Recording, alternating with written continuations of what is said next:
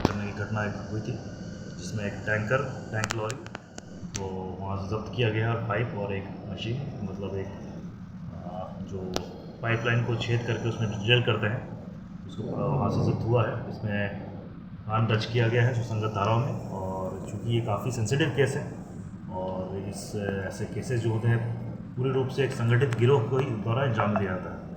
तो इस कांड को उद्भेदन के लिए हमने एक SIT का गठन किया है, जिसमें DSP गोगरी के नेतृत्व में CI गोगरी, थाना प्रभारी महेशपुर, थाना प्रभारी बसराहाट और DIU एवं अन्य अनुसंधानकर्ता जो है वो सभी इसमें शामिल होंगे।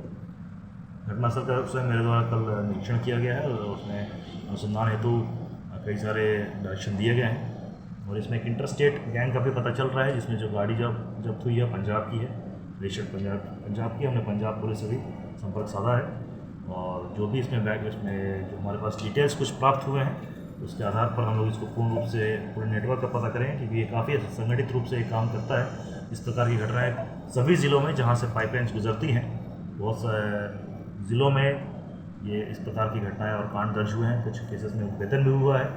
ये पूरे इनका इंटरस्टेट गैंग होता है, राजस्थान, यूपी, असम, वेस्ट बंगाल, बिहार के भी गैंग्स हैं, और एक संगठित रूप से ये काम करता है। तो ये घटना काफ़ी सेंसिटिव है और उसको हम लोग पूर्ण रूप से इसको फॉलोअप कर रहे हैं, इन्वेस्टिगेशन कर रहे हैं।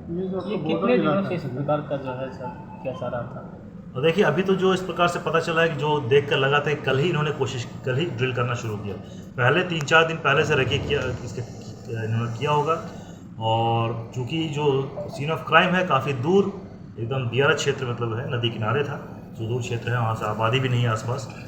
तो रेकी करके इन्होंने उस जगह को आइडेंटिफाई किया था, क्योंकि जो पिलर्स लगे होते हैं उनको, और जो इसमें जानकार होते हैं उन्हीं का पता रहता है कि पाइपलाइन कहाँ से गुजरती है। तो इसमें एक जो इनसाइडर इन्फॉर्मेशन होती है वो भी काफ़ी क्रूशियल होती है। तो इस पर भी हम लोग, इस बिंदु पर हम लोग जांच कर रहे हैं, अनुसंधान कर रहे हैं कि लोकेशन, पाइपलाइन का लोकेशन सबको पता नहीं होता है, किस प्रकार से कहाँ से किस एरिया से गुजर रही है पाइपलाइन। ये कंपनीज और जो कंपनी से जुड़े लोग होते हैं उनको ही पता रहता है। तो हम लोग इस बिंदु पर भी तहकीकात कर रहे हैं, और इंटरस्टेट जो इसमें पहले भी कई सारे केसेस हुए हैं, हम लोग अन्य ज़िलों से भी हमने संपर्क साधा है, जहाँ इस प्रकार के केसेस हुए हैं उन सब के केसेस में जो उनमें जो गैंग्स थे और जो उसमें एक्यूज लोग थे उन सब की कुंडली खंगाल रहे हैं, और हमारी पूरी कोशिश रहेगी और आशावादी कि हम लोग जल्दी इस केस को उद्भेदन कर लेंगे। प्रयास ही सिर्फ था या फिर उसको तेल को नहीं, तेल निकाल लिया था, टैंकर में आधा टैंकर फिल भी कर लिया था। लेकिन हमारी थाना प्रभारी उस वक्त उसी क्षेत्र में वो एक रेड के क्रम में थे, और उनको रात के क्रम में इनको मतलब काफ़ी अंधेरे में उनको दिखा, उनको डाउट हुआ, उनको जानकारी थी थाना प्रभारी, क्योंकि सभी थाना प्रभारी अपने क्षेत्र में ऐसी जानकारी रखते हैं, तो इनको अंदेशा हुआ कि इस प्रकार कुछ हो सकता है। तुरंत वो पहुँचे, और थाने की गाड़ी चूँकि दूर से खेत में थी, लाइट देखकर वो लोग अपराधी भाग गए, लेकिन थाना प्रभारी की सूझबूझ और समय में पहुँचने से ये जो गाड़ी लेकर वो लोग भागने में सफल नहीं हो पाए, और पूरी टैंक लॉरी और पूरी इक्विपमेंट हमने सीज कर लिया। तो ये काफ़ी तत्परता से काम किया गया, तो इसलिए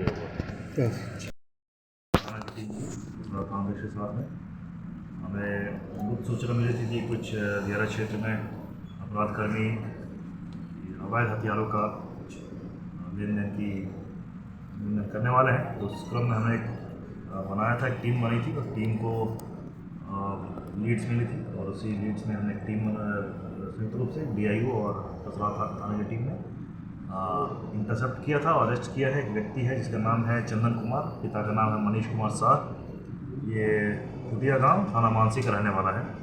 इसको पकड़ा गया है, और इसके पास से 5 देसी कट्टा, 1 देसी पिस्टल और 25 जिंदा कारतूस .315 बो के, ये और एक मोबाइल फ़ोन के साथ इसको गिरफ्तार किया गया है।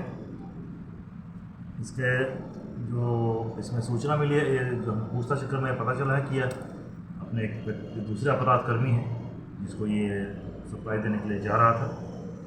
पूर्व में भी इनके द्वारा अवैध हथियारों का लेन देन का कारोबार किया गया है।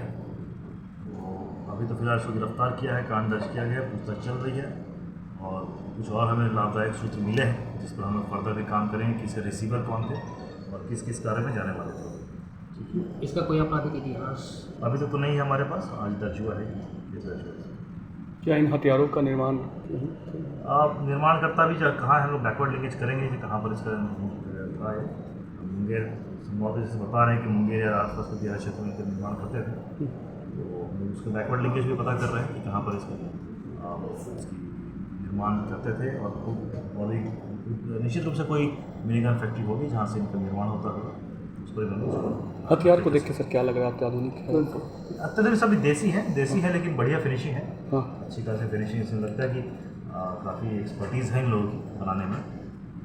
लोग जो भी इसका नेटवर्क है उसको ध्वस्त करने की पूरी कोशिश। क्या पिस्टल की भी गोलियाँ पाई है? पिस्टल गोली नहीं है, .315 की गोली मिली है, वो पिस्टल मैगजीन के साथ। Thank you. ये सिर्फ सप्लायर है इसमें।